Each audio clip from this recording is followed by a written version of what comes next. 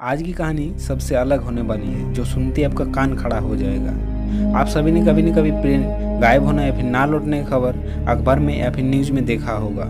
आज की कहानी कुछ ऐसे ही बेहद मिस्टीरियस और दिल दहलाने वाली कहानियों के ऊपर है। कहानी में आगे बढ़ने से पहले जो नए हैं चैनल को सब्सक्राइब कर लीजिए। कहानी में आगे बढ़ते हैं। 4 सितंबर 1954 की सुबह सेंट्रागो एयरप्लेन की एक फ्लाइट EWA 513 जर्मनी के एक एयरपोर्ट से बाउंड पैसेंजर के साथ ब्राज़ील के लिए उड़ान भरता है। ये यात्रा लगभग 8.5 घंटे की होने वाली थी, लेकिन उड़ान भरने के कुछ समय बाद ही एयरपोर्ट से कांटेक्ट छूट जाती है प्लेन की।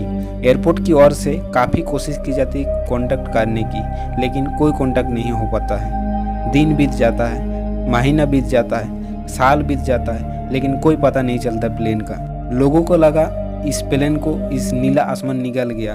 लोगों ने मान लिया प्लेन शायद बाउंड पैसेंजर और कभी नहीं लौटेंगे। इस घटना के कुछ दिन बाद ही सेंट्रागो एयरप्लेन लाइन को बंद कर दिया गया, लेकिन प्लेन और बाउंड पैसेंजर को ढूंढने की कोशिश जारी रही। इस घटना के लगभग 35 साल बाद 12 अक्टूबर 1989 को एक सुबह ओटो एयरगो एयरपोर्ट की एक रडार पर एक अननोन जहाज दिखाई मिली, जो कि तेजी से ओटो एयरगो एयरपोर्ट की ओर आ रहा था। जहाज नजदीक पहुंचने पर एयरपोर्ट ट्रैफिक कंट्रोल रूम में बैठे सभी लोग इस अननोन जहाज को देख रहे थे। जहाज पर सेंट्रागो एयरप्लेन लाइन दिखा देख के सब लोग स्तब्ध रह गए। इस वक्त तक सेंट्रागो एयरप्लेन लाइन को बंद हुए लगभग 35 साल हो चुका था, तो फिर किसे बिना किसी चेतावनी के एयरपोर्ट पर आ सकता। ये प्रश्न वहाँ पर बैठे सभी लोगों के मन में डर और उत्सुकता पैदा कर रहा था। लोगों के मन में उठ रही जिज्ञासा और डर के बीच प्लेन एयरपोर्ट पर लैंड हुआ और इसे देख सभी लोग स्तब्ध रह गए, क्योंकि ये वही फ्लाइट थी जो 35 साल पहले उड़ान भरी थी, लेकिन उड़ान भरने के कुछ समय बाद ही गायब हो गया था। किसी को कुछ नहीं समझ में आ रहा था, लेकिन अभी तो बस शुरुआत था, क्योंकि